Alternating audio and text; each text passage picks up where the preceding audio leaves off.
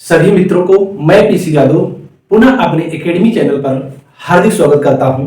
आजकल हम जिस टॉपिक पर चर्चा कर रहे हैं वो टॉपिक है भारत का संवैधानिक विकास। भारत के संवैधानिक विकास के अंतर्गत हमारी जो मैराथन क्लास चल रही है उस क्लास में हम अब तक इसके 3 वीडियो आपके साथ साझा कर चुके हैं। 3 पार्ट हो चुके हैं।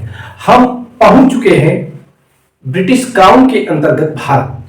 अब तक हमने जो 3 वीडियो आपके साथ साझा किया है ईस्ट इंडिया कंपनी के अधीन जब भारत था उससे संबंधित वीडियो थे। आज का जो वीडियो है यहां से शुरुआत होता है ब्रिटिश क्राउन के अंतर्गत भारत। 1857 की जब क्रांति होती है बड़े पैमाने पर भारत में जब बड़े पैमाने पर 1857 की क्रांति होती है उसकी गूंज लंदन तक सुनाई थी। वहां बैठे जो ब्रिटिश आका थे उनको यह समझने में देरी नहीं लगी कि अगर समय रहते हम इस पर नियंत्रण ना बना पाए, समय रहते भारतीय जनता को अगर कुछ हम अलग से कोई व्यवस्था ना ला सके तो हमारे हाथ से भारत निकल जाएगा। जो भारत एक उपनिवेश के रूप में ब्रिटिश सत्ता के लिए बहुत ही मददगार था, जहां से उसको अधिक मात्रा में राजस्व की प्राप्ति होती थी, उसके हाथ से निकल सकता था। उसी के मद्देनजर ब्रिटिश सत्ता जो थी, जो ब्रिटिश साम्राज्य थी, वो वहां की संसद के द्वारा भारत सरकार अधिनियम 1858 लाया जाता है। उस समय वहां के जो प्रधानमंत्री थे लॉर्ड पामर्स्टन थे। किन्हीं कारणों से उनको अपने पद से त्यागपत्र देना पड़ता है। उसके स्थान पे आते हैं लॉर्ड डर्बी। लॉर्ड डर्बी इस विधेयक को आगे बढ़ाते हैं और यह विधेयक संसद द्वारा पास कर दिया जाता है। और संसद द्वारा जब पास कर दिया जाता है उस पर महारानी विक्टोरिया के हस्ताक्षर 2 अगस्त 1858 को होते हैं। 2 अगस्त 1858 को महारानी विक्टोरिया उस पर हस्ताक्षर करती हैं और वह बन जाता है भारत सरकार अधिनियम 1858। इसका जो नाम वहां पर रखा गया 1858 act for the better government of India. 1858 act for the better government of India. ये जो अधिनियम आया, इस अधिनियम में भारतीय जनता के लिए, भारत के लिए कुछ स्पेशल बातें थी। स्पेशल बातें ये थी, अब तक जो कंपनी थी वह जिस प्रकार से शासन कर रही थी, जबरदस्ती राज्यों को हड़प लेना, लोगों में आपस में लड़ाई करा देना आदि जो फूट डालो राज करो की नीति थी, उसमें थोड़ा सा परिवर्तन लाते हुए अब वहां ब्रिटिश सत्ता द्वारा यह कहा गया कि अब ब्रिटेन के द्वारा यानी ब्रिटिश सत्ता के द्वारा किसी नए क्षेत्र का अधिग्रहण नहीं किया जाएगा। यानी जो राज्य अभी बचे हैं वो अपने आप को स्वतंत्र समझे, उनके ऊपर कोई जबरदस्ती दबाव नहीं डाला जाएगा। इस अधिनियम में कुछ बातें जो महत्वपूर्ण थी उसी पर हम फोकस करेंगे। वैसे ये अधिनियम बहुत बड़ा है लेकिन हम उन्हीं बिंदुओं पर चर्चा करेंगे जो हमारे लिए और आपके लिए बहुत ही महत्वपूर्ण है, जहां से प्रश्न उठते हैं और उनका हमें अध्ययन करना है। भारत का शासन कंपनी के हाथों से ब्रिटिश ताज के अधीन आ जाता है। जैसा कि हमने बताया इस अधिनियम में अब जो कंपनी शासन कर रही थी, अब कंपनी के हाथ से सत्ता किसके हाथ में जाती है? ब्रिटिश ताज यानी जो ब्रिटिश साम्राज्य थी महारानी विक्टोरिया, अब उनके हाथ में सत्ता चली जाती है। ब्रिटेन में इससे संबंधित 2 अगस्त 1858 को महारानी विक्टोरिया के हस्ताक्षर होते हैं। और भारत में क्या होता है?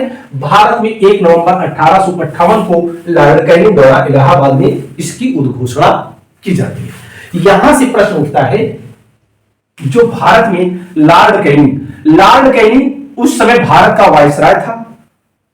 इस अधिनियम के बाद जो भारत का गवर्नर जनरल था अब क्या कहलाया? वायसराय कहलाया। तो भारत का ये पहला वायसराय था और अंतिम गवर्नर जनरल था कौन? Lord Canning.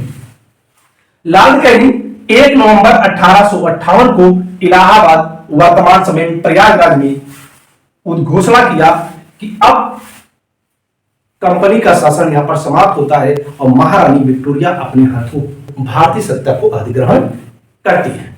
और उससे संबंधित जो कई बातें हैं उसको भी उद्घोषणा के जरिए लॉर्ड कैनिंग ने इलाहाबाद में उद्घोषित किया। इससे संबंधित जो अधिनियम था जब पास किया गया तो इसका असर क्या हुआ उसको हम देखते हैं। निदेशक मंडल और नियंत्रक मंडल समाप्त कर दिए गए। बहुत ही महत्वपूर्ण कदम था। जो ये निदेशक मंडल था, जो ये निदेशक मंडल यानी कोर्ट ऑफ डायरेक्टर और board of control, court of director और बोर्ड ऑफ कंट्रोल को समाप्त कर दिया गया। यहां से प्रश्न ये आता है कि किस अधिनियम के द्वारा नियंत्रक मंडल, निदेशक मंडल को समाप्त कर दिया गया, पूरी तरह से खत्म कर दिया गया। तो इसका उत्तर क्या होगा? 1858 का भारत सरकार अधिनियम। भारत का प्रशासन साम्राज्ञी द्वारा नियुक्त 15 सदस्यीय एक परिषद को सौंपा गया। जब निदेशक मंडल और नियंत्रक मंडल को समाप्त कर दिया गया, इसके स्थान पर एक नई व्यवस्था इजाद की गई। वो व्यवस्था क्या थी? जो ब्रिटिश साम्राज्ञी थी उस समय, महारानी विक्टोरिया, उनके द्वारा नियुक्त 15 सदस्यीय, उनके द्वारा नियुक्त एक 15 सदस्यीय 8+7, इसका अभी ढांचा हम यहां बताएंगे कि किस प्रकार इसके सदस्य बनाए गए। तो जो एक परिषद बनाई गई और उस परिषद में कुल कितने सदस्य थे? 15 सदस्यों की भारत को प्रशासन चलाने के लिए, भारत को अपने अधीन किस प्रकार चलाया जाए, उसके लिए 15 सदस्यीय एक परिषद बनाई गई और इसी परिषद को संपूर्ण ताकत यानी संपूर्ण पावर सौंप दी गई, जिसका अध्यक्ष भारत सचिव होता था। जिसका अध्यक्ष कौन होता था? भारत सचिव। और जो ये भारत सचिव था, ये अनिवार्य रूप से ब्रिटिश मंत्रिमंडल का सदस्य होता था और यह ब्रिटिश संसद का भी सदस्य होता था। जो ये परिषद थी 15 सदस्यीय जो परिषद बनाई गई, इस परिषद का जो अध्यक्ष होता था, उस अध्यक्ष को कहा जाता था भारत सचिव। भारत सचिव ब्रिटिश मंत्रिमंडल का अनिवार्य रूप से मेंबर था। ब्रिटिश संसद का भी वो सदस्य था, क्योंकि बिना संसद की सदस्यता के वह मंत्री नहीं बन सकता था और वह पूरी तरह से संसद के प्रति उत्तरदायी था।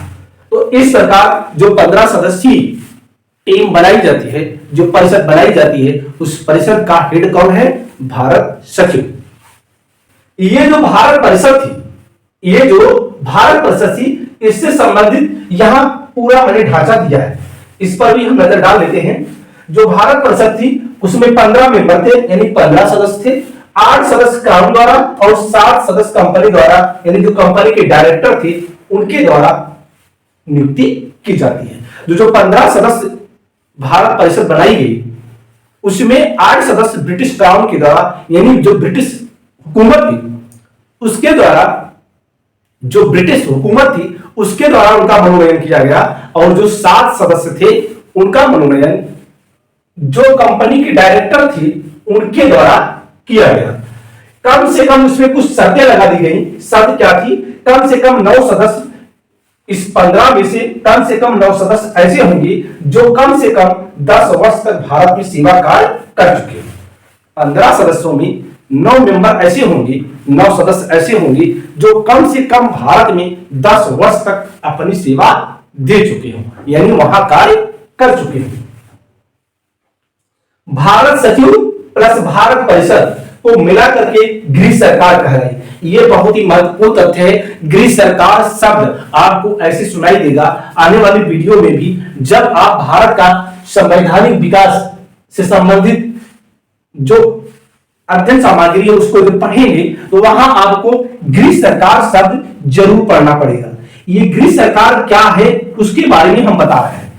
जो भारत सचिव होता था, यानी जो ब्रिटिश मंत्रिमंडल का सदस्य भी था और भारत सचिव था, भारत सचिव प्लस भारत परिषद, यानी जो भारत परिषद होती थी 15 सदस्यीय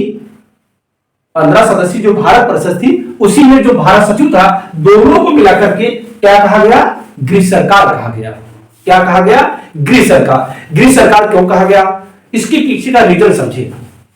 क्योंकि वहां ब्रिटिश मंत्रिमंडल कार्यरत था और सोचिए ब्रिटिश मंत्रिमंडल के समानांतर एक प्रकार का अलग शासक समझ लीजिए, क्योंकि ये भारत के मामले में पूरी तरह हस्तक्षेप कर रहा था। भारत की पूरी जिम्मेदारी किसके ऊपर थी? भारत सचिव के ऊपर थी। तो इस प्रकार आप समझे, एक सरकार तो ये चल ही रही थी और दूसरी सरकार, गृह सरकार इसको कहा गया, यह भी चल रही थी।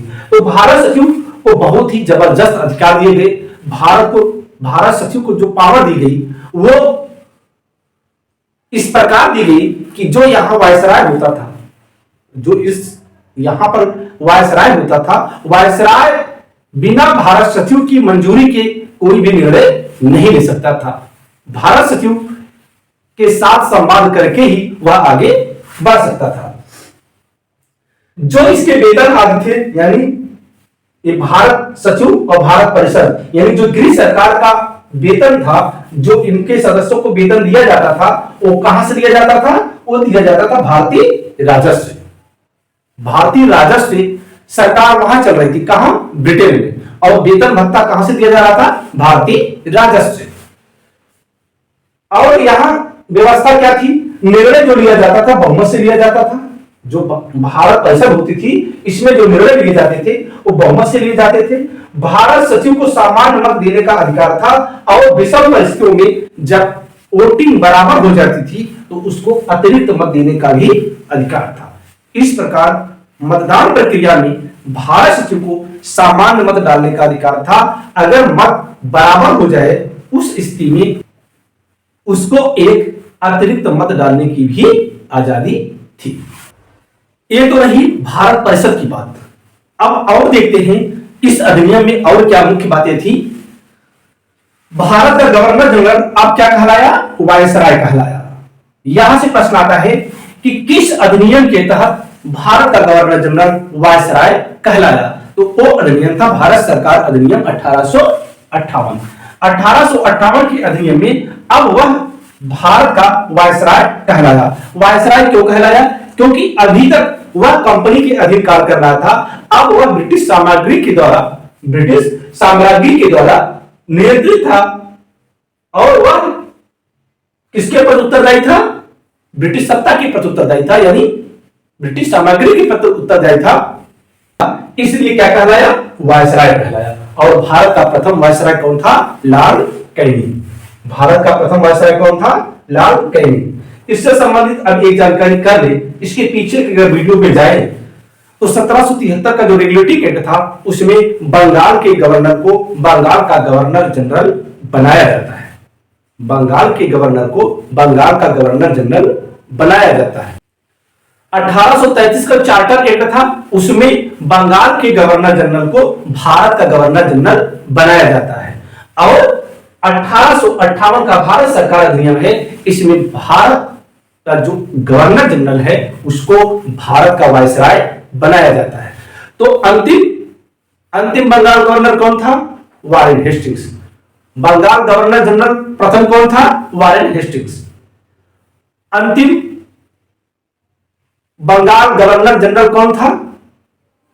Lord William Bentinck. भारत का प्रथम गवर्नर जनरल कौन था? Lord William Bentinck. भारत का अंतिम गवर्नर जनरल कौन था? Lord Canning. और भारत का प्रथम वायसराय कौन था? Lord Canning. इस प्रकार यहां वायसराय कहलाया। अगला बिंदु है ईस्ट इंडिया एक्ट द्वारा लागू द्वैध शासन समाप्त हो गया। द्वैध शासन इसलिए समाप्त हो गया क्योंकि कोर्ट ऑफ डायरेक्टर और बोर्ड ऑफ कंट्रोल दोनों क्या हो गए? समाप्त हो गए। जब दोनों समाप्त हो गए तो द्वैध शासन समाप्त ही हो जाएगा, क्योंकि ना रहेगा बांस ना बजेगी बांसुरी। जब कोर्ट ऑफ डायरेक्टर और बोर्ड ऑफ कंट्रोल पूरी तरह से खत्म कर दिए गए तो द्वैध शासन अपने आप ही खत्म हो गया। जो द्वैध शासन ईस्ट इंडिया एक्ट द्वारा लाया गया था अब वह समाप्त कर दिया गया। भारत परिषद एक निगमित निकाय थी। जो भारत परिषद बनाई गई थी वो कैसी निकाय थी? एक निगमित निकाय थी जिसे भारत व इंग्लैंड में मुकदमा करने का अधिकार था। जो भारत परिषद बनाई गई थी एक निगमित निकाय थी। इसको भारत में लंदन यानी ब्रिटेन में भारत में ब्रिटेन में मुकदमा दायर करने का अधिकार था। और यही नहीं, इस पर भी मुकदमा किया जा सकता था। यानी ये भी अगर गलत कार्य करती थी तो इस पर भी मुकदमा किया जा सकता था। यहां आपको और बता दें, तथ्यों में आगे बढ़ाते हैं। वायसराय भारत सचिव की आज्ञा मानने के लिए बाध्य था। अभी हमने यहां बताया जो वायसराय था वो भारत सचिव की आज्ञा मानने के लिए बाध्य था, लेकिन कुछ मामले ऐसे थे जैसे अर्थव्यवस्था है, अखिल भारतीय सेवाएं हैं, उनके मामले में भारत सचिव भारत परिषद की राय मानने के लिए बाध्य नहीं था। यहां आप इसको समझें, यहां वायसराय भारत सचिव की आज्ञा मानने के लिए बाध्य है। जो भारत में वायसराय है वह किसकी आज्ञा मानने के लिए बाध्य है? भारत सचिव की। और वहां भारत सचिव लंदन में जो भारत परिषद है, जो भारत परिषद है 15 सदस्यीय, उसकी राय मानने के लिए क्या है? बाध्य है। किन मामलों में? अर्थव्यवस्था, अखिल भारतीय सेवाएं, इन मामलों में भारत सचिव भारत परिषद की बात मानने के लिए बाध्य था, लेकिन अन्य मामलों के लिए वह स्वतंत्र निर्णय लेता था। वह वायसराय के संपर्क में रहता था। वायसराय से कोई भी गोपनीय वार्ता होती थी, उसको जरूरी नहीं है कि भारत परिषद को भी बताए, लेकिन ध्यान यह देना है कि भारत परिषद का जो अध्यक्ष है, जो भारत सचिव है, वह ब्रिटिश मंत्रिमंडल का सदस्य है, और ब्रिटिश मंत्रिमंडल का सदस्य होने के नाते वह अनिवार्य रूप से संसद के प्रति उत्तरदायी है। इस प्रकार अगर हम देखें भारत सरकार अधिनियम 1858 में कुछ महत्वपूर्ण बिंदु, उसको हम ऐसे देख लेते हैं। इस अधिनियम के द्वारा भारत में अब कंपनी के शासन को समाप्त कर दिया गया।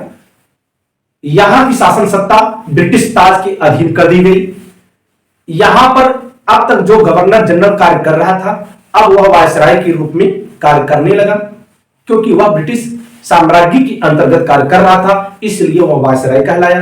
नंबर 3 पॉइंट, जो निदेशक मंडल था और बोर्ड ऑफ कंट्रोल यानी नियंत्रक मंडल था, दोनों को पूरी तरह से खत्म कर दिया गया। उसके स्थान पर एक भारत परिषद बनाई गई, और भारत परिषद कितने सदस्यों की थी? 15 सदस्यों की थी, जिसमें 8 सदस्य ब्रिटिश क्राउन के द्वारा मनोनीत किए जाते थे, और 7 सदस्य जो निदेशक मंडल के सदस्य थे उनके द्वारा नियुक्त किए गए।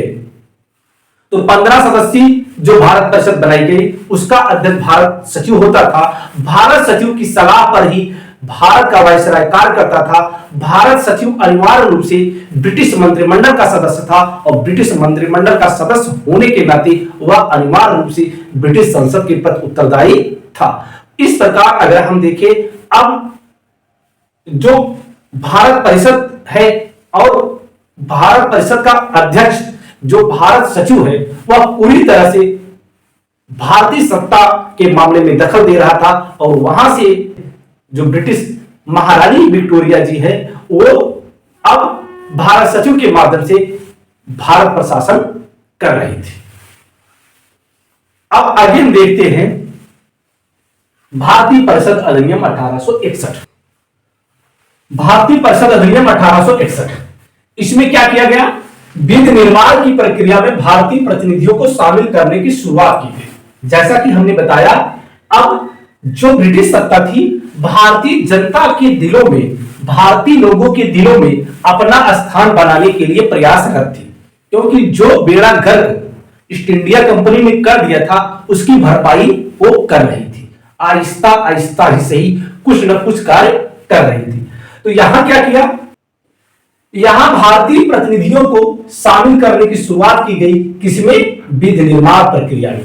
जो कानून बनाने की प्रक्रिया थी, उसमें भारतीय प्रतिनिधियों को भी शामिल किया गया। किस एक्ट के माध्यम से? किस अधिनियम के माध्यम से? भारतीय परिषद अधिनियम 1861। 1862 में 1862 में लॉर्ड कैनिंग ने 3 भारतीयों को, कौन कौन? बनारस के राजा, पटियाला के महाराजा और सर दिनकर राव। ये तीनों नाम आप जरूर याद रखें, क्योंकि इन तीनों नामों से संबंधित प्रश्न आते हैं।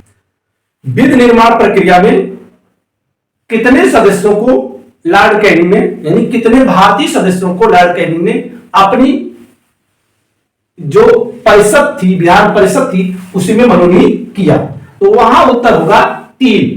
और इन तीनों के नाम आप जरूर याद रखें, क्योंकि प्रश्न ऐसा आ सकता है, उसमें यह प्रश्न आएगा कि इनमें से कौन सा व्यक्ति था जो विधान परिषद में प्रथम बार मनोनीत नहीं किया गया?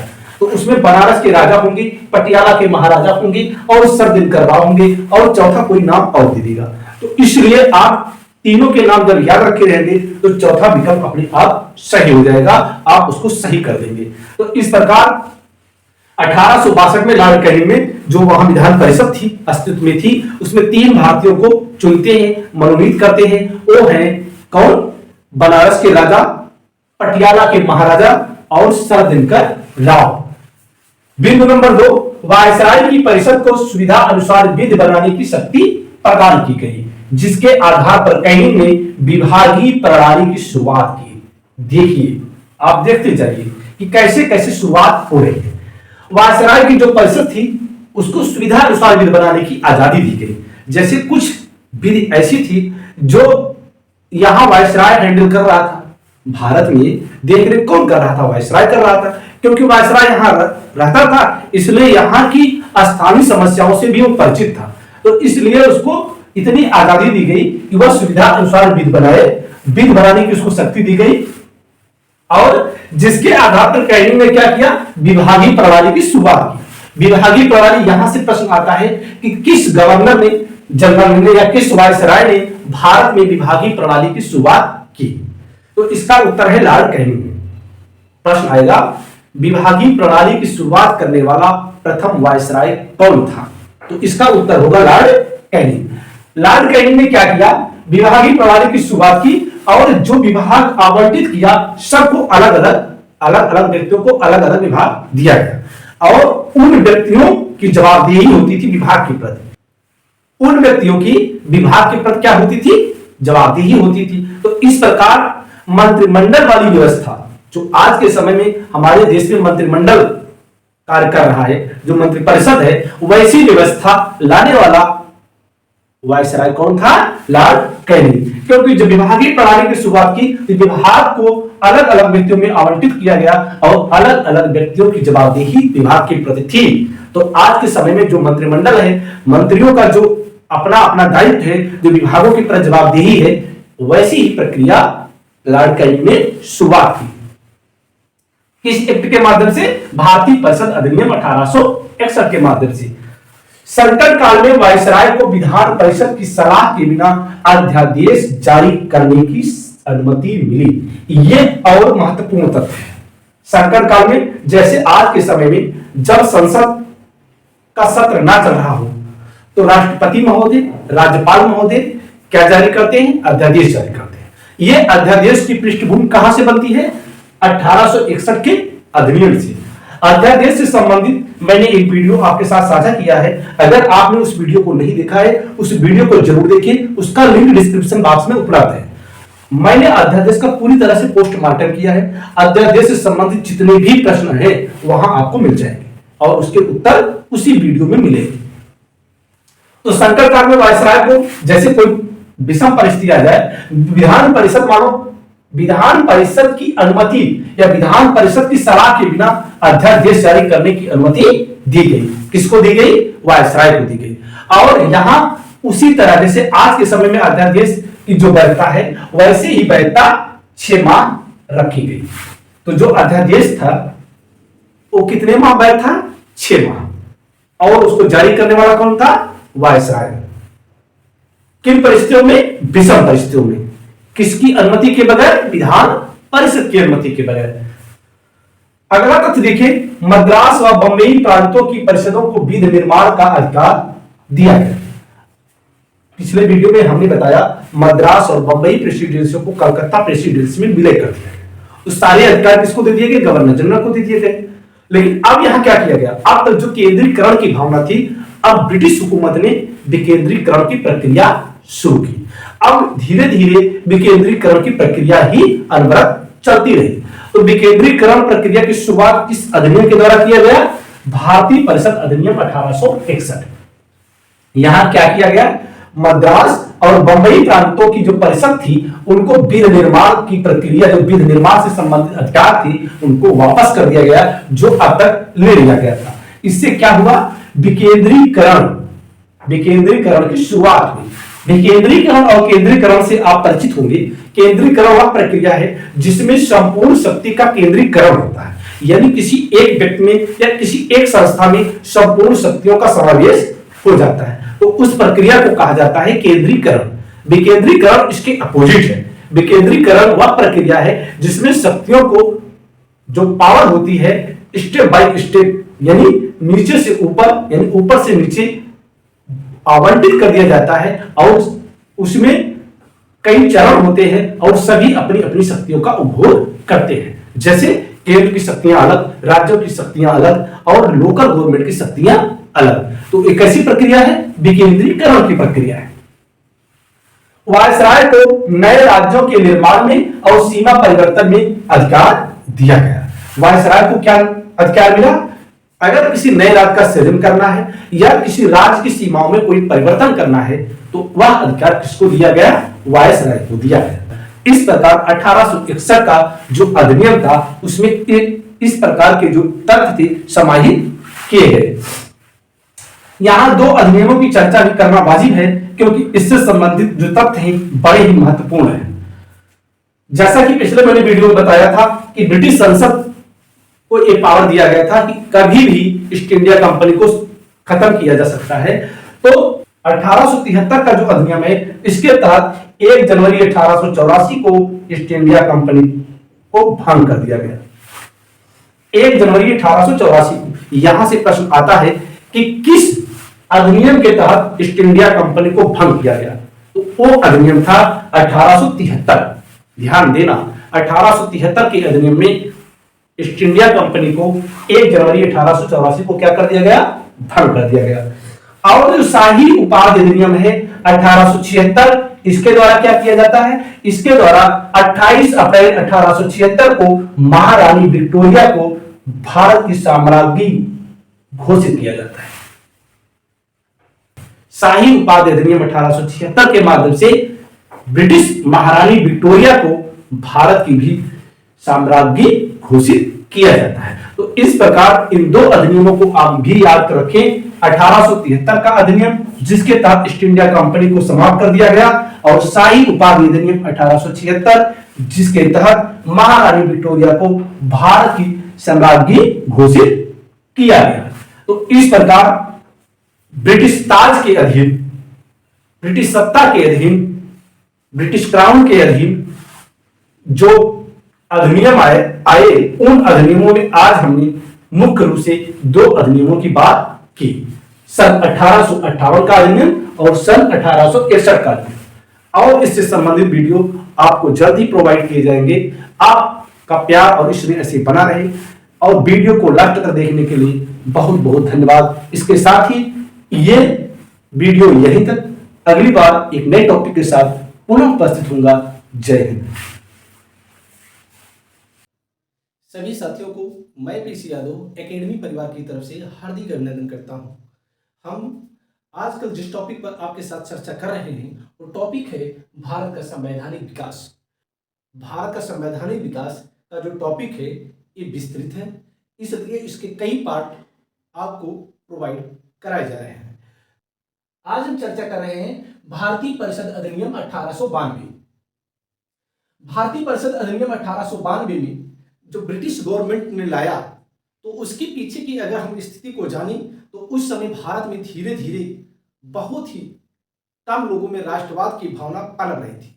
उसी समय भारतीय राष्ट्रीय कांग्रेस का जन्म होता है और भारतीय राष्ट्रीय कांग्रेस के नेतृत्व में लोग इकट्ठा होना शुरू करते हैं और इधर जो ब्रिटिश सत्ता है वो भारतीय सत्ता पर अपनी पकड़ को और मजबूत करने के लिए तमाम प्रकार की एक्ट लाती और उसमें कुछ संशोधनों के साथ भारत में लागू करती। उसका उद्देश्य ये था कि भारतीय जनता या भारतीय जनमानस को हम मिलाते हुए यहां पर प्रशासन अपना चलाते रहे। तो इसी कड़ी में भारतीय परिषद अधिनियम 1892 अधिनियम पारित किया जाता है। इस अधिनियम में क्या विशेषताएं हैं, इस अधिनियम में कौन कौन से ऐसे तथ्य हैं जो शामिल किए जाते हैं और वो आपकी परीक्षा के लिए कितने जरूरी हैं। इसमें पॉइंट नंबर 1 है, इस अधिनियम द्वारा केंद्रीय तथा प्रांतीय विधान परिषदों की सदस्य संख्या में वृद्धि की जाती है। इस अधिनियम के द्वारा क्या किया जाता है, जो केंद्रीय विधान परिषद है, कौन? केंद्रीय और प्रांतीय विधान परिषदों में सदस्यों की संख्या में वृद्धि की जाती है। और वृद्धि करने के साथ साथ यह भी ध्यान रखा जाता है कि कहीं जो बहुमत है वो सरकारी सदस्यों का बना रहे। सरकारी सदस्य वे होते थे जो गवर्नर जनरल अपने विवेक से, अपने माध्यम से मनोनीत करते थे। तो जो सदस्य संख्या तो बढ़ाई गई, यहां सदस्यों की संख्या तो बढ़ाई गई, लेकिन जो बहुमत होता था सरकारी सदस्यों का ही रहता था। जाहिर सी बात है, सारा खेल बहुमत का है, तो ऐसे सदस्यों की जो उपयोगिता है वो नगण्य हो जाती है। तो यहां बहुमत किसका था? सरकारी सदस्यों का था। अगर पॉइंट नंबर 2 की बात करें तो परिषद के भारतीय सदस्यों को वार्षिक बजट पर बहस करने तथा सरकार से प्रश्न पूछने का अधिकार भी दिया गया। जैसा कि हम आपको बताते आ रहे हैं कि जो ब्रिटिश सत्ता है भारत में धीरे धीरे लोकतांत्रिक प्रक्रिया का श्रेणीगणेश करती है और कदम कदम पर कुछ सुधार लाते हुए भारतीय जनमानस का दिल जीतने का प्रयास करती है। यहां पर क्या किया गया, परिषद के जो विधान परिषद होती थी, इसके जो भारतीय सदस्य होते थे उनको वार्षिक बजट पर, जो वार्षिक बजट पेश किया जाता था, उस पर बहस करने और सरकार से प्रश्न पूछने का जो अधिकार है वो दिया जाता है।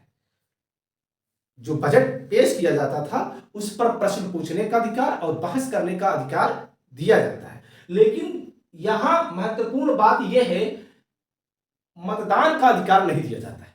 यानी आप प्रश्न पूछ सकते हैं लेकिन आप मतदान प्रक्रिया में हिस्सा नहीं ले सकते।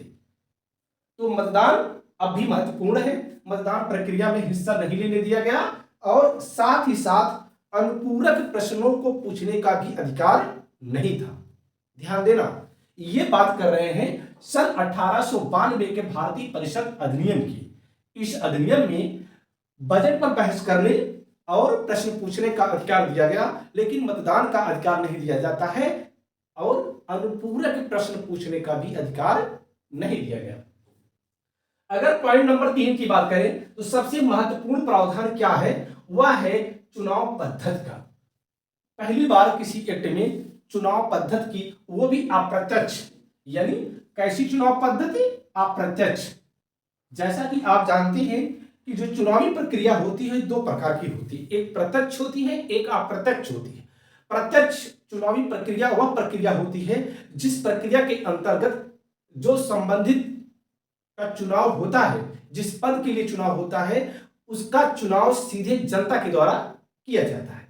अप्रत्यक्ष चुनाव उस प्रक्रिया को कहते हैं जिस प्रक्रिया में संबंधित पद के चुनाव के लिए जो वोट देता है, जो मत देता है, उसका निर्वाचन जनता करती है। उदाहरण स्वरूप जैसे हमारे देश में लोकसभा का चुनाव प्रत्यक्ष होता है, लोकसभा का चुनाव प्रत्यक्ष होता है, विधानसभा का चुनाव प्रत्यक्ष होता है, लेकिन राज्यसभा के सदस्यों का चुनाव, विधान परिषद के सदस्यों का चुनाव अप्रत्यक्ष होता है। तो यहां जो चुनावी प्रक्रिया का श्रेणीगणेश किया जाता है वो किया जाता है अप्रत्यक्ष। पहली बार जो महत्वपूर्ण प्रावधान किया गया ये था। पॉइंट नंबर अगर 4 पे जाएं तो भारतीय विधानमंडलों के सदस्यों को नगर पालिकाएं, जिला बोर्ड, विश्वविद्यालय तथा वाणिज्य मंडल निर्वाचित करते थे। आप समझें, जैसे आज के समय में राज्यों में विधानसभाएं और विधान परिषद होती है, तो जो विधान परिषद होती है, विधान परिषद के कुछ सदस्यों का चुनाव आज भी स्थानीय प्रतिनिधियों द्वारा होता है, जैसे कुछ स्नातकों द्वारा होता है, कुछ ग्राम पंचायत, क्षेत्र पंचायत सदस्यों के द्वारा होता है। ऐसी ही उस समय नगर पालिका, जिला बोर्ड और विश्वविद्यालय तथा वाणिज्य मंडल के लोग भारतीय विधानमंडल के सदस्यों का चुनाव करते थे, यानी वही निर्वाचित करते थे। तो इस प्रकार की प्रक्रिया कैसी प्रक्रिया है? अप्रत्यक्ष है। अप्रत्यक्ष चुनाव पद्धति के अंतर्गत इस प्रकार की प्रक्रिया आती है। तो इस प्रकार इस एक्ट में जो महत्वपूर्ण बातें थी उसमें यह थी, पहली महत्वपूर्ण बात यह थी कि इस अधिनियम के द्वारा केंद्रीय और प्रांतीय विधान परिषदों में सदस्य संख्या में वृद्धि की गई, फिर भी बहुमत सरकारी सदस्यों का बना रहा। पॉइंट नंबर 2, परिषद में भारतीय सदस्यों को प्रश्न पूछने का अधिकार दिया गया, बजट पर बहस करने का अधिकार दिया गया, लेकिन साथ ही साथ मतदान का अधिकार नहीं दिया गया और अनुपूरक प्रश्न पूछने का भी अधिकार नहीं दिया गया।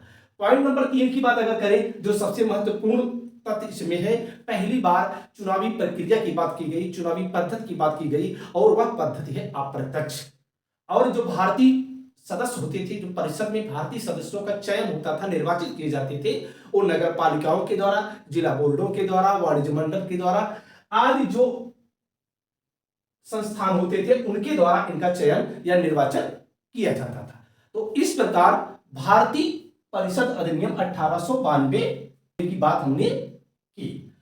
अब आगे हम देखते हैं भारतीय परिषद अधिनियम 1909।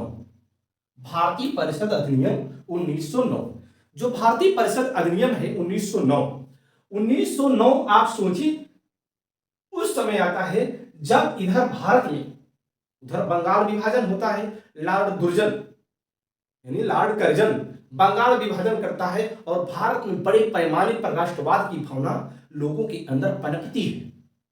जो लॉर्ड कर्जन ने कार्य किया वो आग में घी डालने का कार्य किया।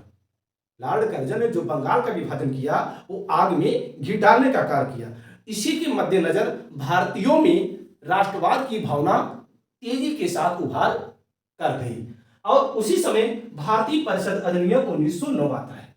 ये इसी परिषद अधिनियम को मार्ले मिंटो सुधार भी कहा जाता है।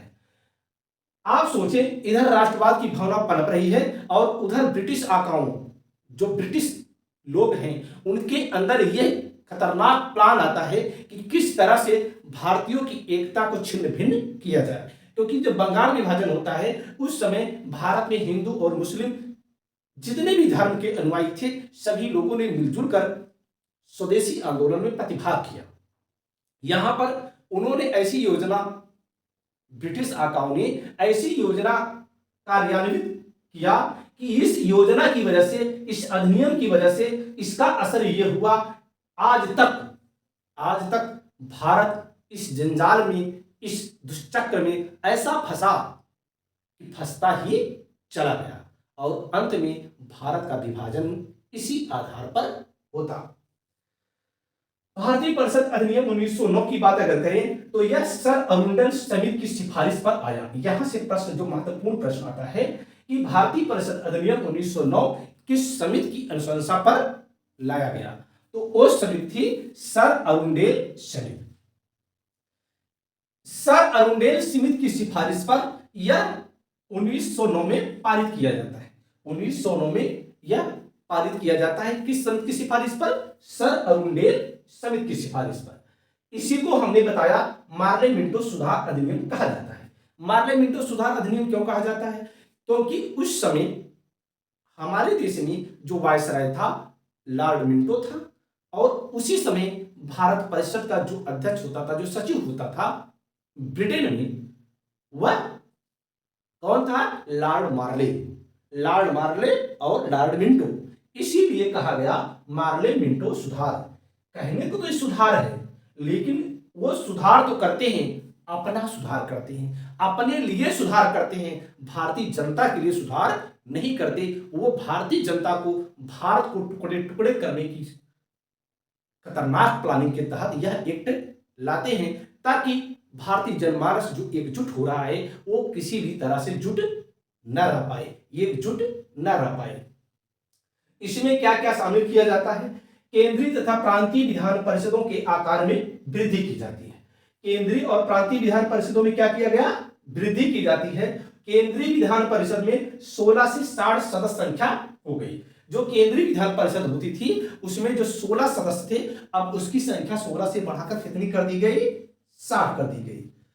और क्या किया गया? यहां जो प्रांतीय विधान परिषद होती थी उसमें सदस्य संख्या में भी बढ़ोतरी की गई, लेकिन उनकी सदस्य संख्या असमान थी। असमान का तात्पर्य यह है कि कोई प्रांत छोटा था, कोई प्रांत बड़ा था, तो उसके आधार पे वहां की सदस्य संख्या निर्धारित की गई।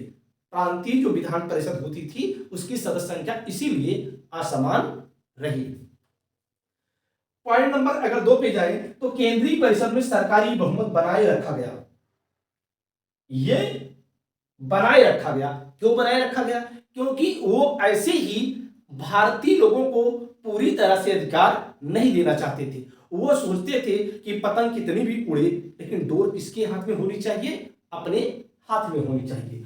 तो केंद्रीय परिषद में सरकारी बहुमत बनाए रखा गया और प्रांतीय परिषद में गैर सरकारी सदस्यों का बहुमत था।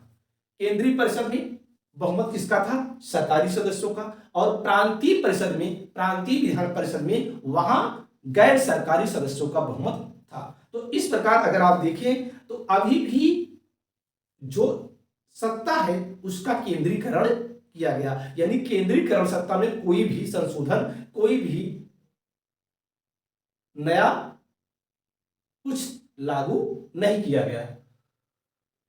अगर आगे और देखते हैं पॉइंट नंबर 3 में, जो बहुत ही खतरनाक प्लान है जिसकी हम चर्चा कर रहे हैं, और यहां से प्रश्न आता है, मुसलमानों के लिए पृथक मताधिकार और पृथक निर्वाचन क्षेत्र की व्यवस्था की जाती है।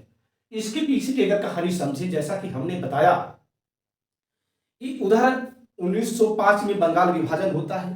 बंगाल विभाजन के खिलाफ आम जनमानस में बड़े पैमाने पर स्वदेशी आंदोलन होता है और उसी समय जो ब्रिटिश सत्ता है, ब्रिटिश सत्ता के सहयोग से एक नया दल मुस्लिम लीग भी अस्तित्व में आता है।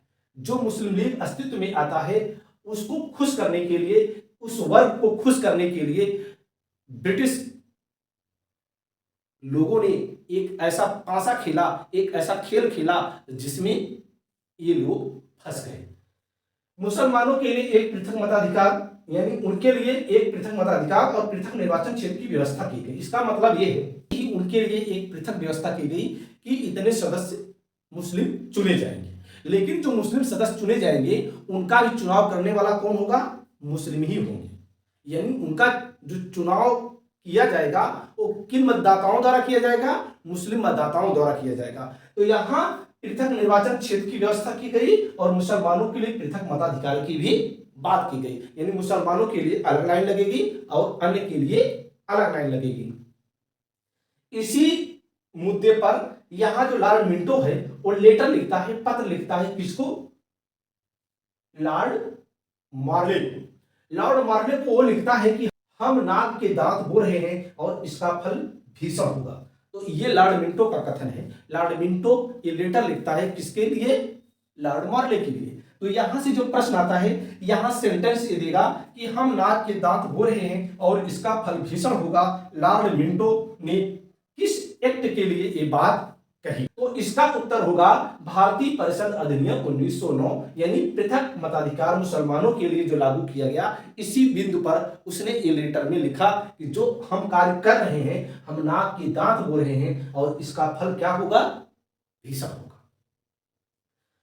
और उसका परिणाम बहुत ही खतरनाक होता भी है। इसीलिए सांप्रदायिक निर्वाचन का जनक लॉर्ड मिंटो को कहा जाता है।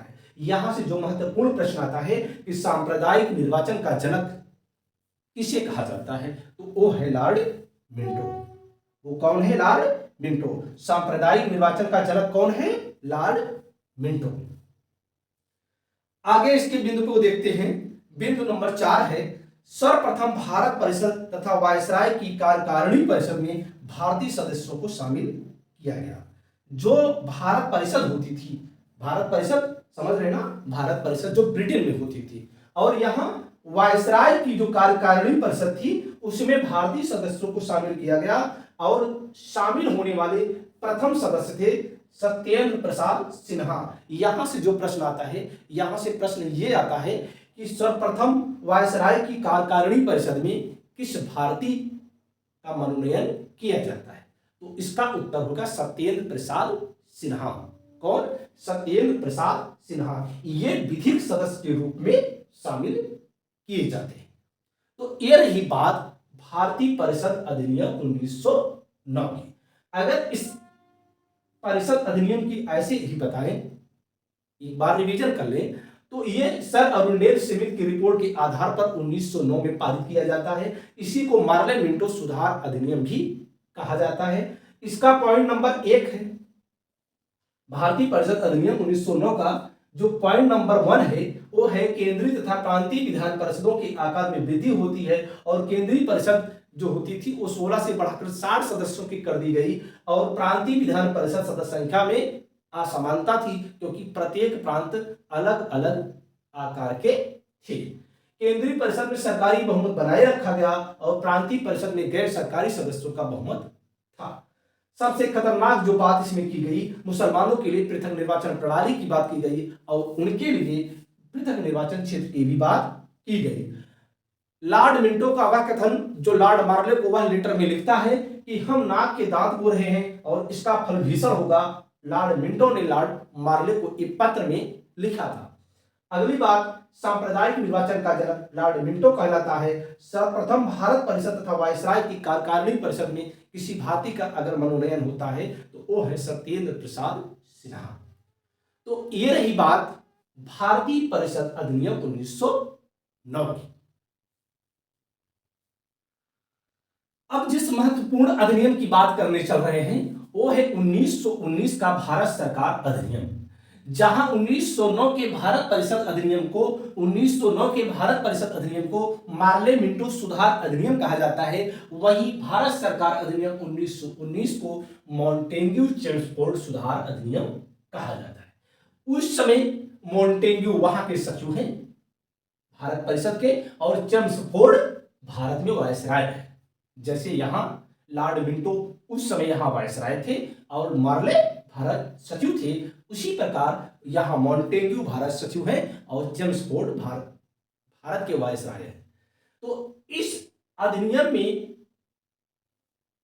किन किन तथ्यों की बात की गई, क्या क्या समाहित किया गया, इस पर हम नजर डालें। पॉइंट नंबर 1, सर्वप्रथम उत्तरदायी शासन शब्द का स्पष्ट प्रयोग किया गया। पहली बार कोई ऐसा एक्ट था, पहली बार कोई ऐसा अधिनियम था जिसमें उत्तरदायी शासन शब्द का स्पष्ट प्रयोग किया गया। उत्तरदायी शासन व्यवस्था उस व्यवस्था को कहते हैं जिसमें जो सत्ता में बैठा व्यक्ति है, वह संसद के प्रति यानी सदन के प्रति उत्तरदायी हो, यानी जनता के प्रति क्या हो, उत्तरदायी हो। अपने कृत्य के लिए, अपने कार्य के लिए वो जनता के प्रति यानी सदन के प्रति, जो जनता का सदन है उसके प्रति उत्तरदायी हो। इसी प्रकार की शासन व्यवस्था को उत्तरदायी शासन प्रणाली कहते हैं। तो पहली बार इस एक्ट में उत्तरदायी शासन शब्द का प्रयोग स्पष्ट रूप से किया जाता है, वो है भारत सरकार अधिनियम 1919। पॉइंट नंबर 2 की बात अगर करें तो केंद्र में द्विसदनीय व्यवस्था क्या पहली बार आती है, किस एक्ट के माध्यम से, भारत सरकार अधिनियम 1919 में। जैसे आज के समय में केंद्र में हमारे दो सदनीय व्यवस्था क्या है, आप जानते हैं संसद के कितने सदन हैं, 2, Lok Sabha Rajya Sabha, lower house upper house. वैसे ही पहली बार केंद्र में द्विसदनीय व्यवस्था क्या लाई जाती है, वो है एक्ट 1919 का भारत सरकार अधिनियम। उस समय जो विधान परिषद पहले कार्य कर रही थी, विधान परिषद का नाम बदल दिया जाता है, उसके स्थान पर विधानमंडल कहा जाता है। विधानमंडल में राज्य परिषद और विधानसभा।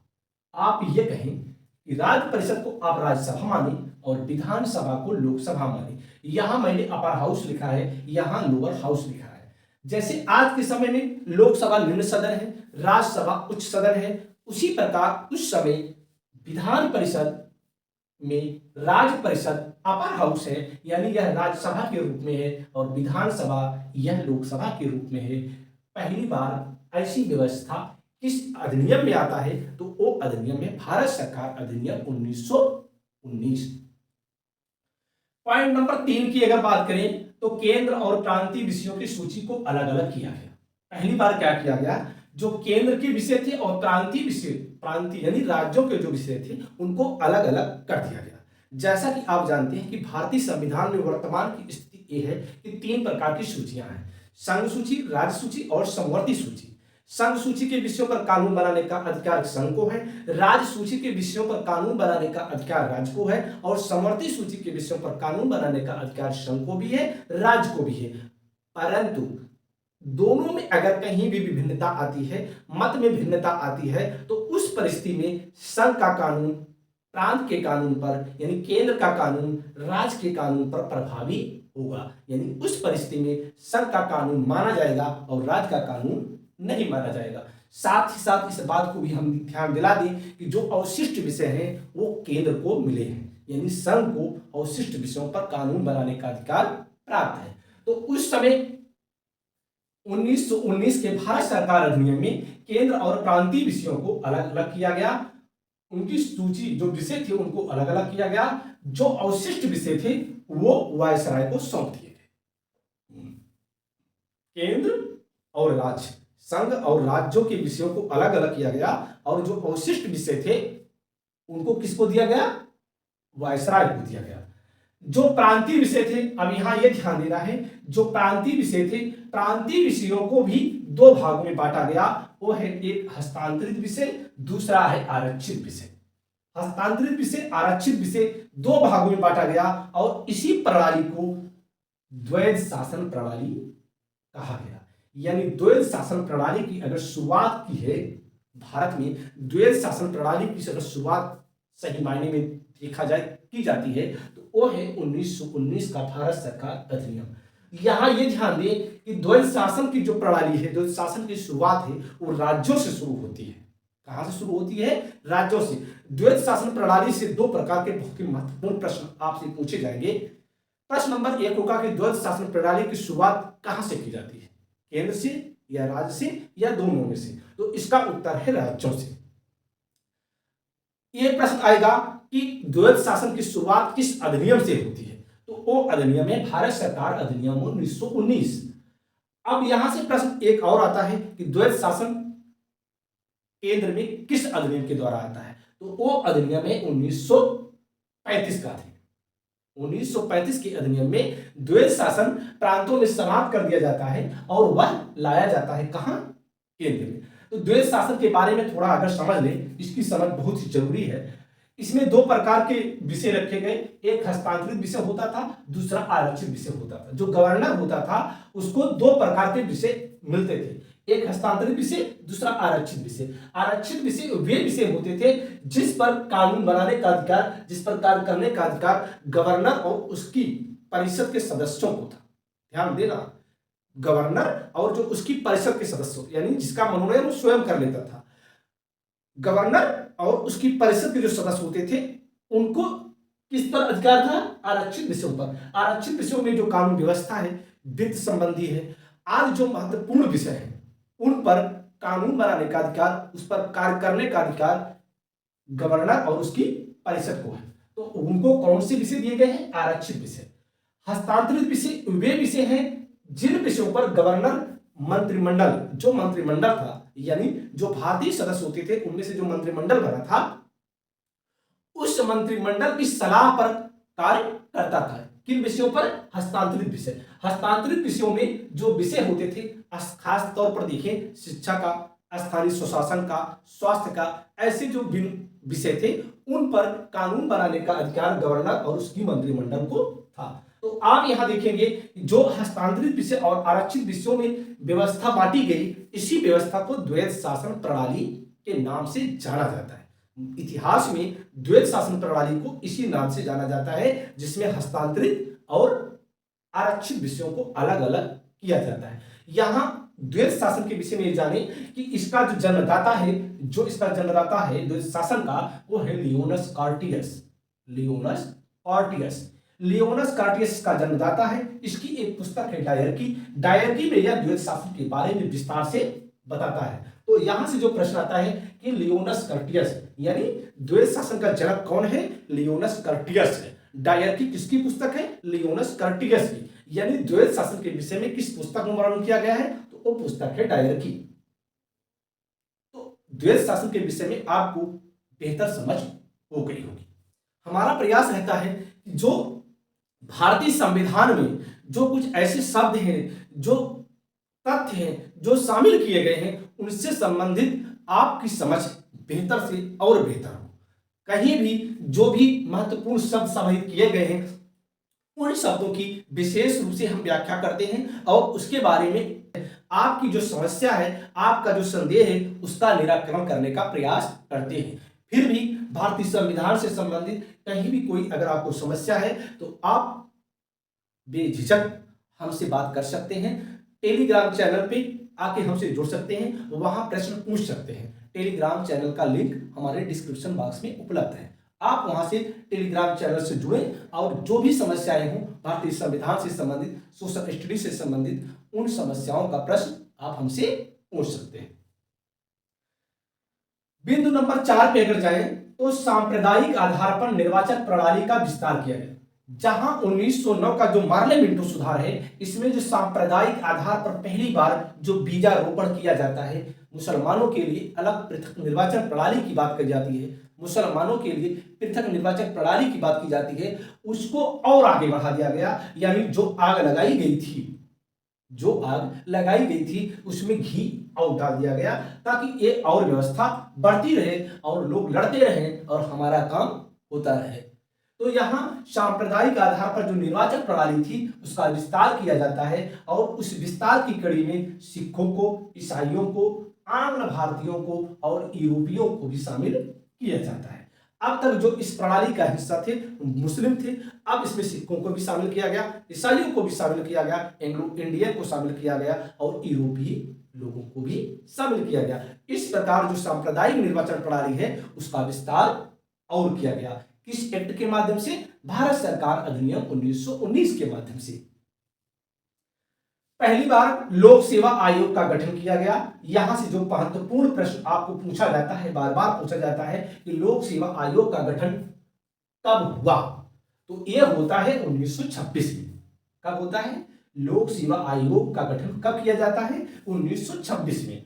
और यह किस एक्ट के माध्यम से किया जाता है? तो वो एक्ट है भारत सरकार अधिनियम 1919। यानी भारत सरकार अधिनियम 1919 में लोक सेवा आयोग के गठन की बात की गई, इसीलिए 1926 में लोक सेवा आयोग का गठन किया गया। लोक सेवा आयोग का कार्य क्या था? वह जो महत्वपूर्ण अधिकारी पद होते थे, जो सिविल सेवा होती थी, उन पर चयन करने के लिए प्रतियोगिता करने का, प्रतियोगी परीक्षा कराने का जिम्मा लोक सेवा आयोग का था। अगले बिंदु पर अगर चले तो लंदन में भारतीय उच्चायोग कार्यालय का सृजन किया गया। ये क्या होता है? उच्चायोग कार्यालय।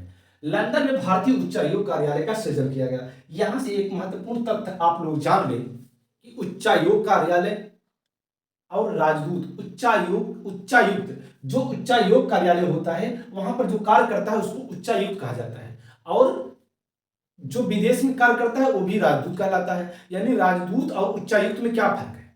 उच्चायुक्त उसको कहते हैं जो राष्ट्रमंडल है, कॉमनवेल्थ है, उसके अंतर्गत जितने भी देश हैं, जो राष्ट्रमंडल है ब्रिटिश के नेतृत्व में, यानी ब्रिटेन के नेतृत्व में जो राष्ट्रमंडल है, वहां पर जो रखे जाते हैं सदस्य, यानी विदेश में जो प्रतिनिधि रखे जाते हैं, जैसे भारत सरकार पाकिस्तान में जो रखती है प्रतिनिधि अपना, या ऑस्ट्रेलिया में रखती है, जो कॉमनवेल्थ के सदस्य हैं वहां पर उनको राजदूत नहीं कहा जाता, वहां क्या कहा जाता है?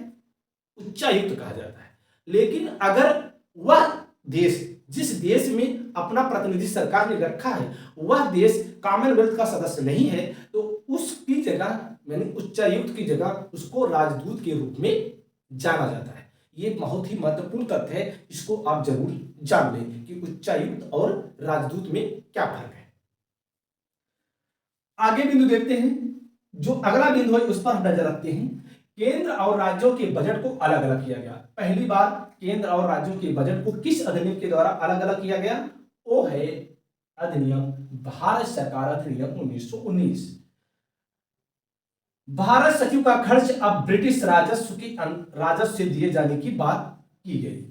जो भारत सचिव होता था, इसके पहले हमने बताया 1793 का जो एक्ट था, 1793 में से भारतीय राजस्व के अंतर्गत, यानी जो भारत सचिव होता था, भारत परिषद होती थी, उसके सदस्यों का जो वेतन होता था वो किस पर भारित था? भारतीय राजस्व पर। लेकिन यहां इस अधिनियम में इस बात का प्रावधान किया गया कि अब इनका जो वेतन होगा, भारत सचिव का जो खर्च होगा, वह ब्रिटिश राजस्व दिया जाएगा, न कि भारतीय राजस्व से दिया जाएगा। वायसराय की कार्यकारी परिषद में 6 में से 3 सदस्य भारतीयों का होना आवश्यक है। जो वायसराय की कार्यकारी परिषद होती थी उसमें 6 सदस्यों में से 3 भारतीय होना आवश्यक है। भारत सरकार अधिनियम 1919 में यह प्रावधान किया गया कि जो वायसराय की कार्यकारिणी परिषद होगी, जो 6 सदस्यों की, उसमें से कम 3 सदस्य भारतीय होंगे। और अंतिम बिंदु अगर बात करें तो संपत्ति कर या शिक्षा के आधार पर पहली बार सीमित संख्या में लोगों को मताधिकार की बात की गई। आपको मालूम है जैसे आज के समय में भारत में प्रत्येक व्यक्ति को मतदान का अधिकार है। सोचिए उस समय यहाँ पर सीमित दायरे में, सीमित संख्या में ही लोगों को मत देने का अधिकार था, और वह जो अधिकार में मिला था वो संपत्ति कर या शिक्षा के आधार पे, यानी जो पढ़े लिखे वर्ग होते थे उनको मिलता था, जो टैक्स अदा करते थे सरकार को उनको मिलता था, या जिनके पास पर्याप्त मात्रा में संपत्ति होती थी उनको यह अधिकार मिलता था।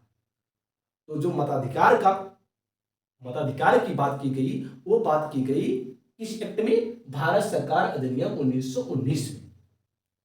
तो आज हम जिन एक्टों की बात की, उन एक्टों में भारत परिषद अधिनियम 1892, भारतीय परिषद अधिनियम 1909 और भारत सरकार अधिनियम 1919। आगे जो और अधिनियम हैं भारत का संवैधानिक विकास के अंतर्गत, जो और अधिनियम हैं, अगले वीडियो में उसको भी आपके साथ हम साझा करेंगे। तो आज का वीडियो यहीं पर, अगली बार पुनः एक नए टॉपिक के साथ उपस्थित होऊंगा। तब तक के लिए जय हिंद। सभी साथियों का मैं पीसी यादव अपने एकेडमी प्लेटफॉर्म की तरफ से हार्दिक अभिनंदन करता हूं। हम जिस टॉपिक पर आपके साथ चर्चा में आजकल संलग्न है, वो चर्चा का बिंदु है भारत का संवैधानिक विकास। भारत का संवैधानिक विकास की यात्रा आज अपने अंतिम पड़ाव पर आ चुकी है। इसके पहले हम इससे जुड़े जितने एक्ट थे, जितने चार्टर एक्ट थे, जितने अधिनियम थे, उन सब की चर्चा परिचर्चा करते हुए आज हम पहुंच चुके हैं भारत शासन अधिनियम 1935। इसके पहले आपने ये देखा कि जो हमारा भारतीय संविधान है, आज के वर्तमान स्वरूप में अगर देखें तो इसके पीछे की पूरी कहानी आपको समझ में आ गई होगी कि आखिर जो संवैधानिक इतिहास है, संविधान के बनने से पहले का जो इतिहास है, कितना जटिल है। ऐसे ही हमारा संविधान बनकर नहीं तैयार हुआ, इसके पीछे की बहुत ही लंबी कहानी रही, और उस कहानी से आप भिज्ञ हो गए होंगे, क्योंकि आप लगातार इस वीडियो को देखते आए हैं। अगर आपने इसके पहले के वीडियो को नहीं देखा है तो उन सभी वीडियो का लिंक डिस्क्रिप्शन बॉक्स में उपलब्ध है। आज हम देखते हैं भारतीय शासन अधिनियम 1935 की कुछ खास बातें जो हमारे लिए बहुत ही आवश्यक है। साइमन कमीशन की रिपोर्ट पर यह आधारित थी। भारत शासन अधिनियम 1935 किस कमीशन की रिपोर्ट पर आधारित थी या किस कमेटी की रिपोर्ट पर आधारित थी, यहां से प्रश्न आता है। यहां से प्रश्न पूछा जाएगा कि भारतीय शासन अधिनियम 1935 किस कमीशन या किस समिति की सिफारिश पर अस्तित्व में आया या पास किया गया, तो इसका उत्तर होगा साइमन कमीशन। साइमन कमीशन क्या है? इसके पहले का जो अधिनियम था 1919 का अधिनियम, उसमें इस बात की भी व्यवस्था की गई थी कि इस अधिनियम को लागू होने के 10 वर्ष बाद, यानी 1919 का जो अधिनियम था उसके लागू होने के 10 वर्ष बाद एक कमेटी बनाई जाएगी, एक समिति बनाई जाएगी, जिसका काम होगा कि इससे संबंधित जो निर्णय लिए जा रहे हैं इनकी जांच करना, कहां से क्या जरूरत है आदि की रिपोर्ट पेश करना। भारत में उस समय राजनीतिक उथल पुथल बड़ी तेजी से थी, तो निर्धारित समय के 2 वर्ष पहले ही साइमन कमीशन अस्तित्व में आता है। साइमन कमीशन में जो लॉर्ड साइमन है वो इसके अध्यक्ष हैं। इसके जितने भी मेंबर थे वे सभी के सभी अंग्रेज थे। इसीलिए इस कमीशन को श्वेत कमीशन भी कहा जाता है।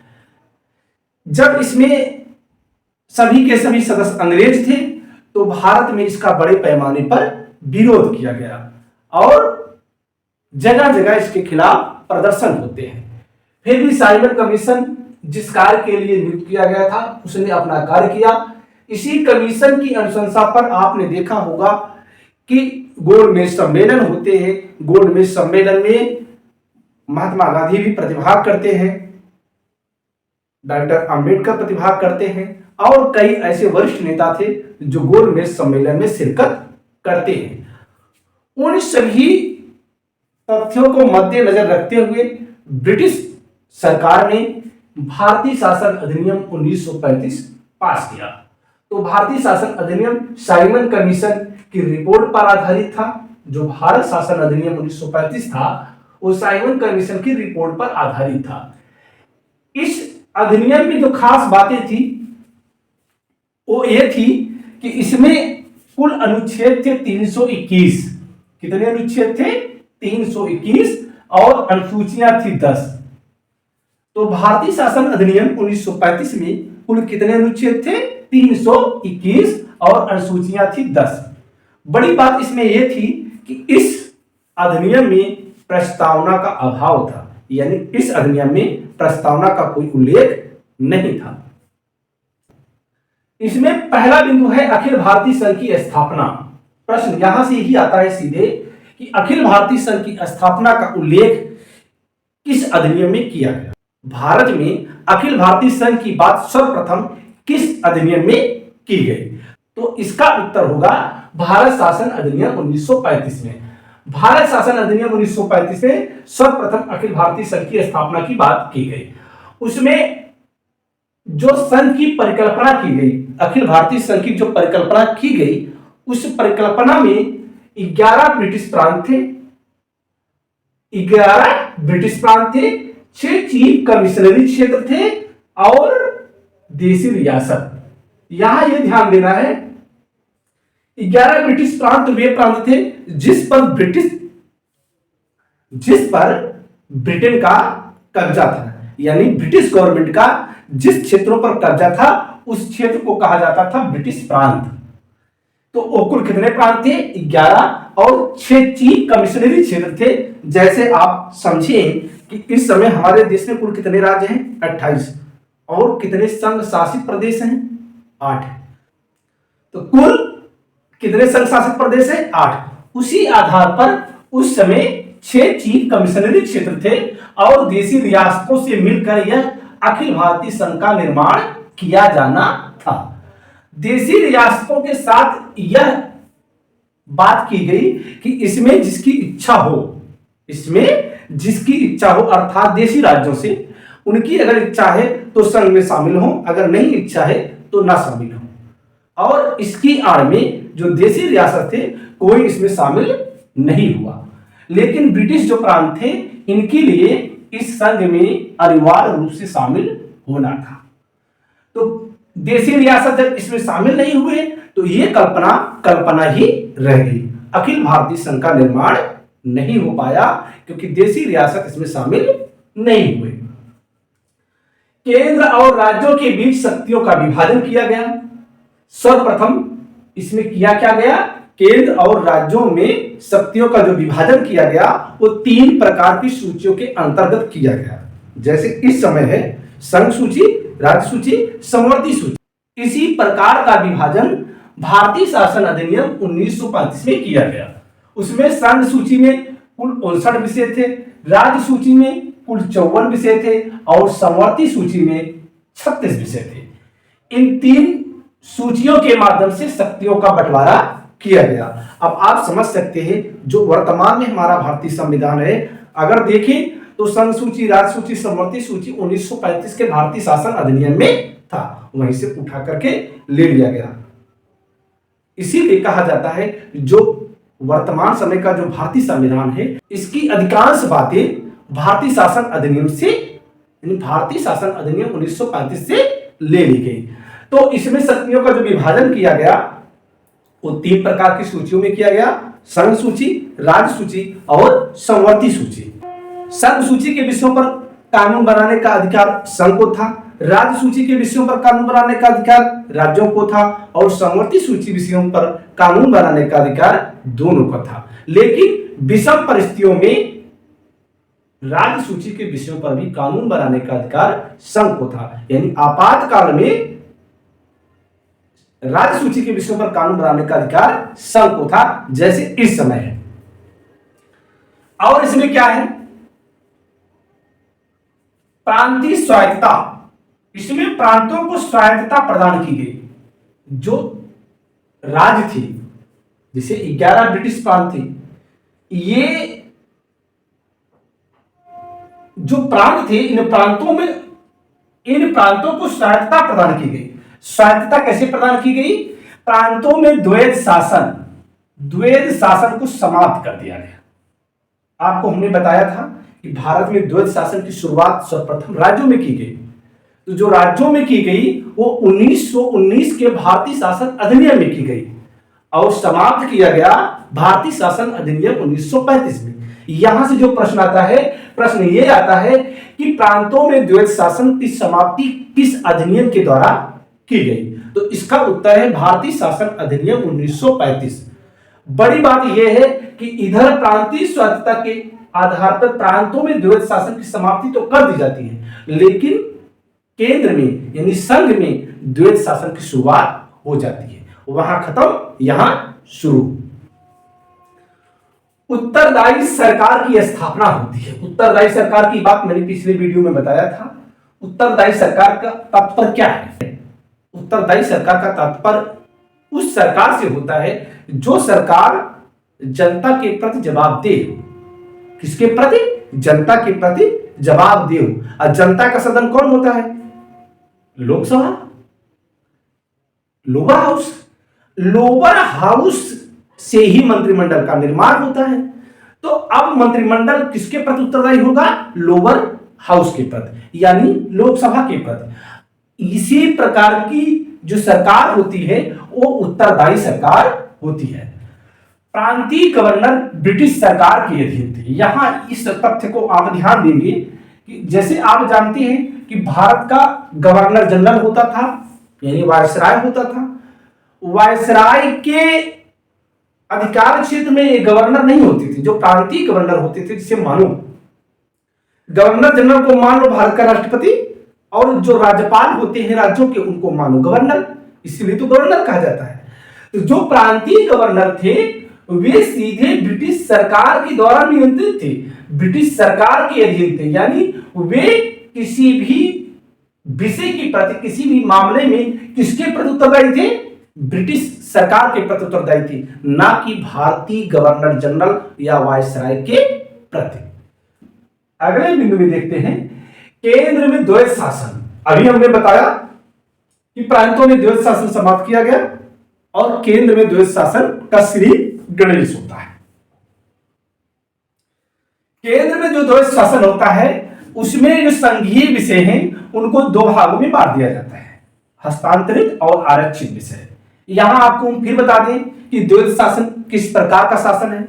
द्वैध शासन उस प्रकार की शासन व्यवस्था को कहा जाता है जिसमें जो शक्तियों को दो भाग में बांट दिया जाता है, एक हस्तांतरित विषय, एक आरक्षित विषय।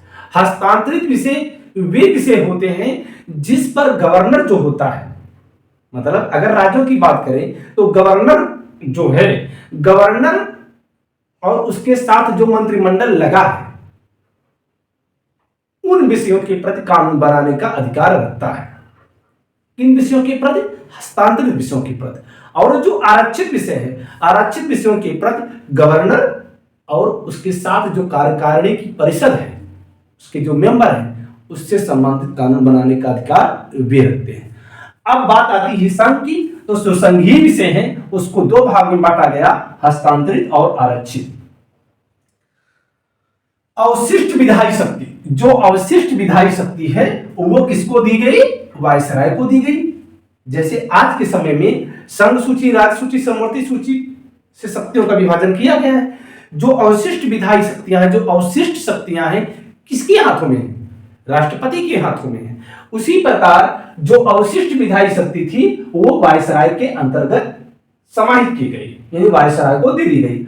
अब आपके दिमाग में ये प्रश्न उठ सकता है कि अवशिष्ट विधायी शक्तियां क्या हैं। आप तो संघ सूची, राज्य सूची, समवर्ती सूची की जब बात हो गई तो फिर अवशिष्ट विधायी शक्तियां क्या हैं? अवशिष्ट विधायी शक्तियों का तात्पर्य उन शक्तियों से है, उन विध से है जिनकी चर्चा संघ सूची, राज्य सूची, समवर्ती सूची में नहीं की गई। ऐसा हो सकता है कि इन तीनों सूचियों में उनका नाम ना हो तो वो अवशिष्ट है। वही अवशिष्ट विधायी शक्तियां वायसराय के अंतर्गत समाहित कर दी गई, यानी उस पर अधिकार किसका था? वायसराय का था। आपातकाल में वायसराय को यानी संघ को संघ सूची पर और राज्य सूची पर कानून बनाने का अधिकार प्राप्त था। जैसे आज के समय में जब हमारे देश में आपातकाल लागू होता है अनुच्छेद 352 के अंतर्गत, तो राज्य सूची के विषयों पर कानून बनाने का अधिकार राष्ट्रपति को हो जाता है, यानी संघ को हो जाता है। ठीक उसी प्रकार संघीय विषयों पर, राज्य सूची के विषयों पर कानून बनाने का अधिकार आपातकाल में संघ को दिया गया। तो ये बात समझ में आ गई कि आपातकाल में संघ सूची और राज्य सूची के विषयों पर कानून बनाने का अधिकार संघ को प्राप्त हो जाता है। अगले बिंदु की तरफ अगर बढ़ते हैं तो संघीय न्यायालय की स्थापना होती है। यहां यह ध्यान देंगे कि जो 1773 का रेगुलेटिंग एक्ट है उसमें सर्वोच्च न्यायालय की बात होती है, और वो सर्वोच्च न्यायालय कलकत्ता यानी आधुनिक समय में कोलकाता में स्थित है, यानी स्थित था उस समय। और ये संघीय न्यायालय कहां स्थित है? ये दिल्ली में स्थित है, यानी दिल्ली में स्थापना की जाती है। और यह स्थापना की जाती है 1 अक्टूबर 1937 को। संघीय न्यायालय की स्थापना कब की जाती है? 1 अक्टूबर 1937 को। यहां से प्रश्न आता है। प्रश्न यह आता है कि संघीय न्यायालय की स्थापना किस अधिनियम के द्वारा की जाती है? तो वो अधिनियम था भारतीय शासन अधिनियम 1935। और कब की जाती है? 1 अक्टूबर 1937 को। यह दिल्ली में स्थापित किया जाता है और इसमें एक मुख्य न्यायाधीश और 6 अन्य न्यायाधीश रखे गए। जो संघीय न्यायालय बनाया गया उसमें एक मुख्य न्यायाधीश और 6 अन्य न्यायाधीश रखे गए। और जो इनकी नियुक्ति की गई, जो जज थे यानी न्यायाधीश थे, वो किसके द्वारा की गई? सम्राट के द्वारा। ध्यान देंगे, यहां से प्रश्न फंसा सकता है। प्रश्न फंसाएगा क्या?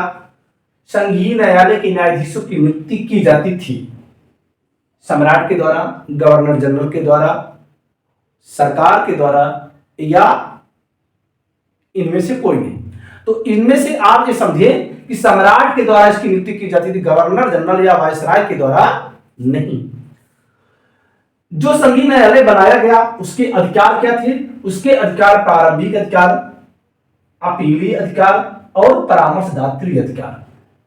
प्रारंभिक अधिकार, अपीलीय अधिकार और परामर्शदात्री अधिकार, इन प्रकार के अधिकारों से यह सुसज्जित संघीय न्यायालय था। और इसके जो सर्वप्रथम मुख्य न्यायाधीश बनाए जाते हैं, चीफ जस्टिस, वो थे sir Maurice Gwyer. Sir Maurice Gwyer. यहां से प्रश्न आता है संघीय न्यायालय के प्रथम मुख्य न्यायाधीश कौन थे?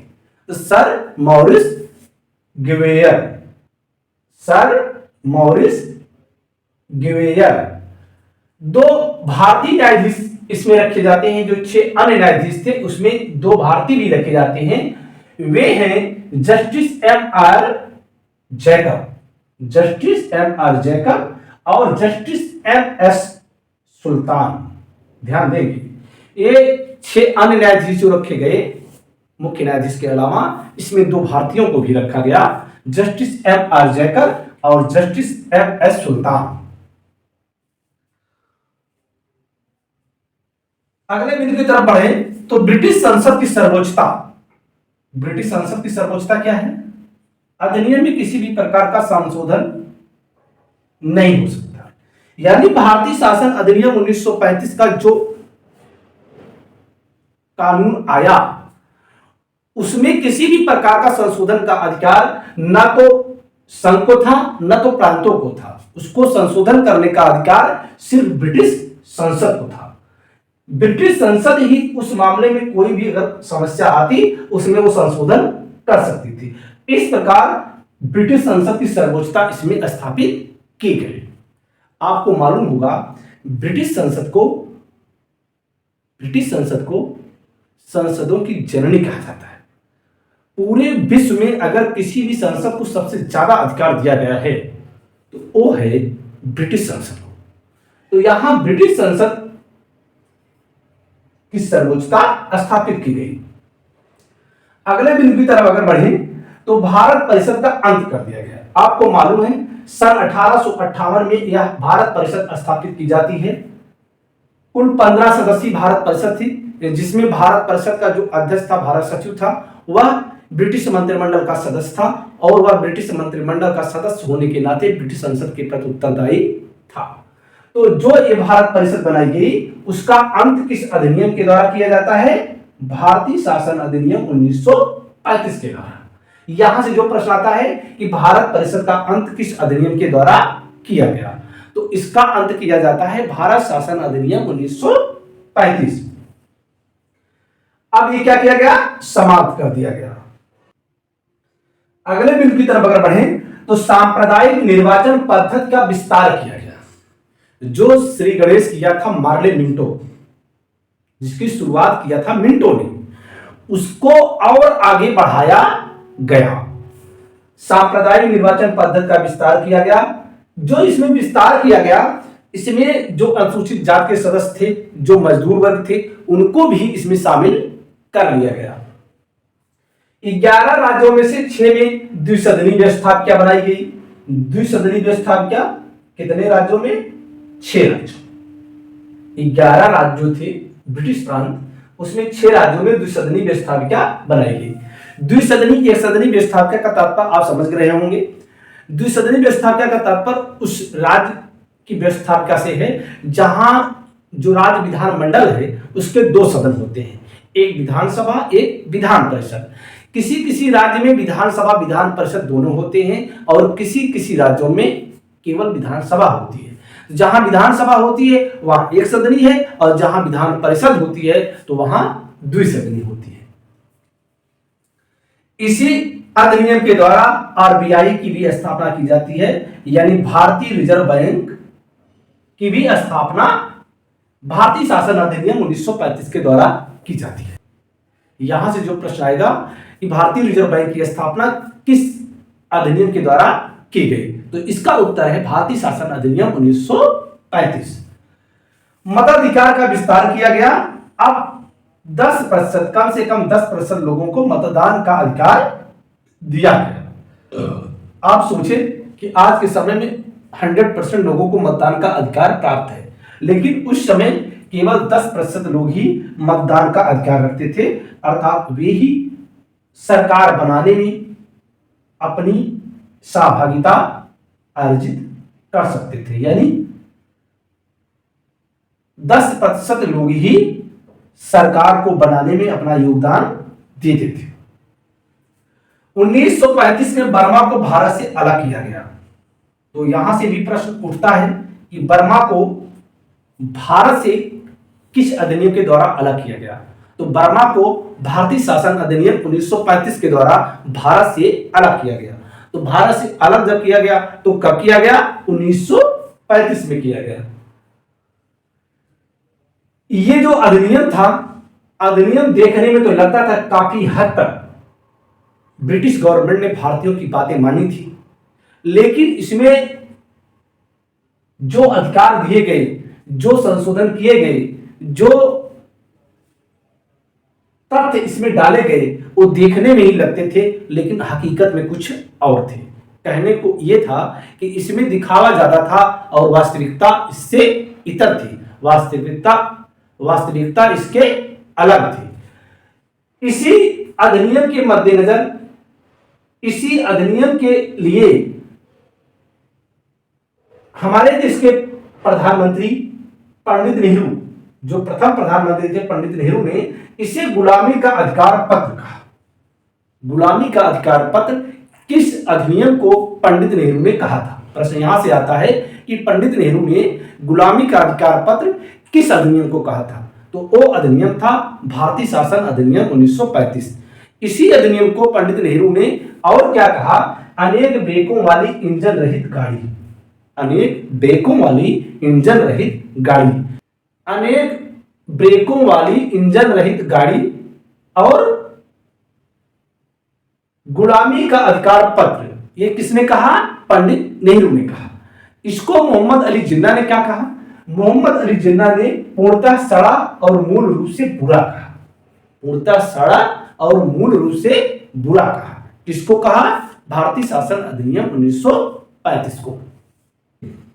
इस प्रकार से अगर देखें भारतीय शासन अधिनियम में जो महत्वपूर्ण तथ्य थे वो इस प्रकार थे कि पहली बार अखिल भारतीय संघ का निर्माण की बात की गई, प्रांतों में द्वैध शासन की समाप्ति की गई, केंद्र में द्वैध शासन लाया गया, संघीय न्यायालय की स्थापना हुई, आरबीआई की स्थापना हुई, बर्मा को भारत से अलग किया गया और भारत परिषद का अंत किया गया। तो ये रही बात भारतीय शासन अधिनियम 1935 की। अब भारतीय शासन अधिनियम 1935 के बाद आप देखेंगे इसी अधिनियम के आधार पर 1937 में चुनाव होता है, प्रांतों में सरकारें बनती हैं, लगभग 5 से 6 राज्यों में कांग्रेस की सरकारें आती हैं। 28 महीने सरकार चलाने के बाद सरकारें इस्तीफा दे देती हैं और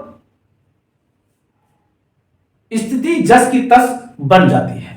तो वहां ब्रिटिश गवर्नमेंट अगस्त प्रस्ताव के जरिए, क्रिप्स प्रस्ताव के जरिए कई प्रकार के अपने योजना को बढ़ाती रही और धीरे धीरे भारतीयों की लड़ाई, आजादी की लड़ाई, आजादी के लिए लड़ाई आगे दिन ब दिन बढ़ती रही और लोग अब गुलामी की जंजीरों से अपने आप को अलग करना चाहते थे। तो उनसे लड़ाई लड़ते हुए, ब्रिटिश गवर्नमेंट से लड़ाई लड़ते हुए स्थिति वहां तक आ पहुंची जहां भारतीय स्वतंत्रता अधिनियम 1947 ब्रिटिश गवर्नमेंट को पास करना पड़ा। ब्रिटिश गवर्नमेंट भारतीय स्वतंत्रता अधिनियम 1947 को पास किया। भारत को आजादी ऐसे ही नहीं मिली, कई प्रकार की बाधाएं थी। आप आजादी के इतिहास को ही जानते हैं, लेकिन इस बात से भी आप वाकिफ होंगे कि लड़ाइयां लड़ी ही से ले जाती हैं कि अंत समय तक सफलता मिलती ही है।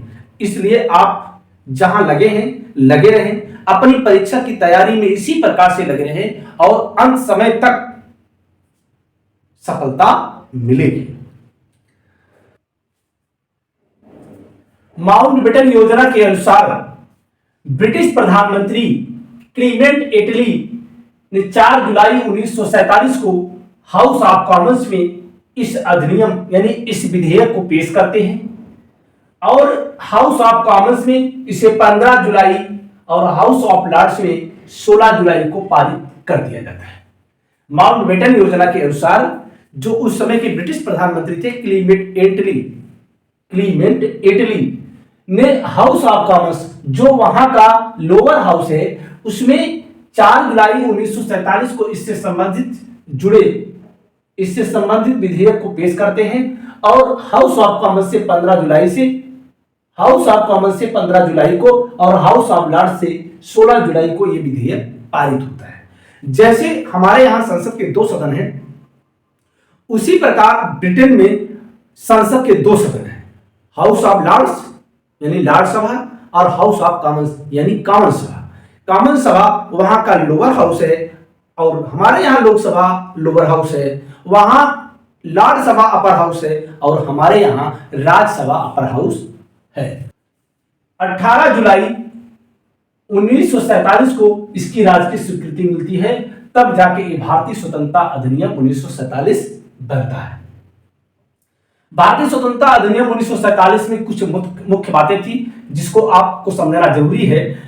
15 अगस्त 1947 को 2 डोमिनियन राज्य भारत और पाकिस्तान की स्थापना होती है।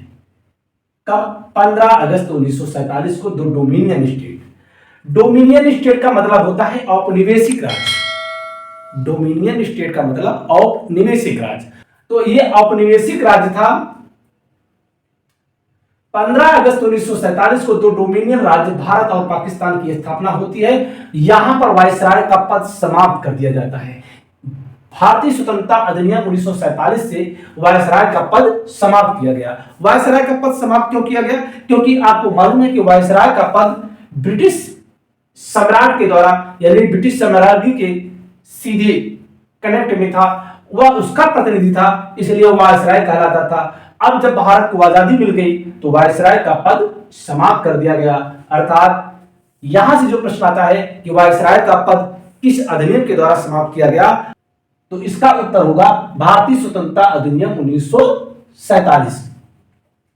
वायसराय का पद तो समाप्त कर दिया गया, लेकिन गवर्नर जनरल का पद सृजित किया गया, यानी गवर्नर जनरल का पद फिर आ जाता है।